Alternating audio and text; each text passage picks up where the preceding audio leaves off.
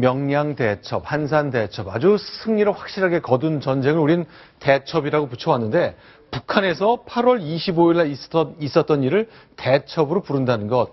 자, 오늘 국회 상황입니다. 자, 조수진 차장께 질문 드릴게요. 오늘 네. 국회에 국가정보원이 보고를 한 거죠? 네, 그렇습니다. 바로 지난 8월에 북한이 발목질하라는 어떤 그 무기를 가지고 우리를 도발을 했죠. 그리고 나서 굉장히 남북 간의 군사적 긴장도 팽팽해지고요. 정말 일촉즉발의 위기가 있었습니다. 네. 그래서 우리가 선택한 것이 바로 북한이 가장 무서워한다는 대북 확성기 방송으로 북한의 체제가 얼마나 터무니없는가 이것을 시작을 했는데요. 이렇게 되자 북한에서 그 협상단을 파견을 했습니다. 네. 그리고 우리 측의 요구대로 김양건 외에도 항병서가 나왔죠. 그런데 바로 이 두 사람들에게 영웅칭호가 붙어졌다 이런 보고가 된 겁니다. 자, 국회 정보위원회의 새누리당 간사 이철우 의원이 직접 오늘 브리핑을 했는데요. 국가정보원이 이렇게 설명했다 그러네요. 8.15 관련해서 그때 회담에 나왔던 황병서, 김양건은 공화국 영웅 칭호를 받고 있다. 북한으로 들어가는 확성기를 피도 안 흘리고 해결했다. 이래가지고 8.15 대첩이라 이렇게 부른답니다. 황병서, 김양건은 공화국의 영웅이다. 이렇게 부르고 있답니다. 자, 어찌 보면요. 박성훈 의원께 좀 질문 드릴게요. 네. 북한이 저렇게 대응하는 것, 네. 북한들한테 주민들이 자기들이 해놓은 얘기가 있기 때문에 그런 것 같기는 한데 좀 씁쓸하지 않습니까?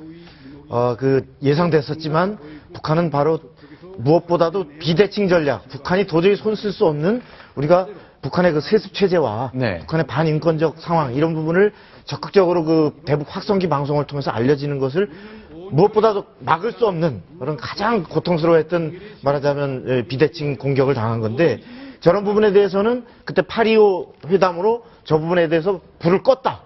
그 부분에 대해서 무엇보다도 가장 중요한 목적을 달성했고 우리가 달성할 것은 사실은 앞으로 줄줄이 남아있는 겁니다. 네. 그중에 아주 작은 부분 하나가 이제 얼마 전에 그 이산가족 그 상봉이 네. 있었죠. 네. 이거 하나 빼고는 사실 우리는 아무것도 받은 게 없고 이제 조만간 26일로 잡혀있는 남북 당국자 회담 네. 여기서 북한이 어떤 요구를 들고 나올 것인지 이런 부분에 대해서 북한이 과연 우리를 기만한 것 아닌지 이런 네. 부분들이 가려질 것으로 생각됩니다. 자, 우리들의 영웅이라면서 영웅칭호를 부여한 황병서와 김양건. 그런데 이제 당시 있었던 얘기입니다. 일단 정부에서는 이거 사실이 아니라고 부인했습니다만 당시에는 유력하게 거론됐었던 내용인데요. 어떤 내용입니까? 이렇게 화장실 장면이 있네요. 그러니까 이게 회담하는 그 장면이 CCTV 네. 통해서 양쪽에 다 이제 저희 김정은도 직접 보고 있는 그런 상황이기 때문에 그렇죠. 거기서 무언가 무슨 이 지뢰 도발에 관해서 다 인정을 하거나 그렇게 하는 게 사실상 이제 북측에서는 쉽지 않았단 말이에요. 그러니까 네. 화장실에 가서 그럼 좀 대화를 한번 해봐라. 아, 네, 안 보이는 곳에서. 폐쇄 회로가 찍은 곳, 찍히지 아닌 않는 곳. 네, 예. 거기서 이제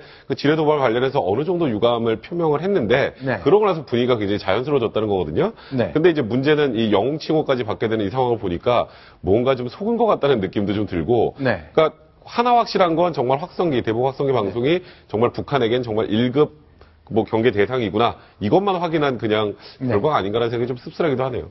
자, 어쨌건 북한이 그렇게 이제 회담장에서 보이지 않는 곳에서는 저런 태도를 보였었는데 어쨌건 우리가 다양한 책임에 대한 소재는 물었습니다. 북한 내부적으로는 이런 선전 활동하는 것까지 확인했습니다. 또 하나요. 권력 서열 5위입니다. 최룡해지요. 근데 최근에 국가정보원이 이거 숙청된 것 아닌가 어디선가 노동자처럼 일하고 했다는 건데 실제로 그게 맞다는 얘기를 공식적으로 보고했다는군요. 역시 얘기를 들어보겠습니다. 최용해도 백두산 발전소 수레 붕괴 사고의 책임을 지고 11월 초에 지방 농장으로 추방되어서 혁명화 조치를 받고 있다. 그러나 장선택에 대한 개념이 좀 다르다. 이래서 복권이 될 것으로 그렇게 추정합니다. 조수진 차장, 네. 어떤 잘못을 저질렀기에 그랬던 거죠? 그동안 왔던 건 공사를 좀 잘못 운영해서 그렇다는 거였는데 네, 어땠습니까? 오늘 아주 구체적인 내용이 나왔죠. 네. 북한이 지금 이 전력난이 굉장히 부족하고 네. 이 연료도 부족하기 때문에 수력발전소 건설을 굉장히 독려를 하고 있습니다. 네. 그리고 지금 2010년까지 완공하기로 했던 그 수력발전소 중에 하나가 바로 백두산의 청년 영웅 발전소인데요. 네. 이 지난 10월 10일 날이 노동당 창건 70주년이었습니다. 네, 지금 보이고 있는 영웅 바로 청년 이렇게 써진 댐이네요. 예, 청년 영웅 발전소라고 지금 알려져 있는데요. 이 오른쪽부터 읽어야 되는 네. 그런 발전소입니다.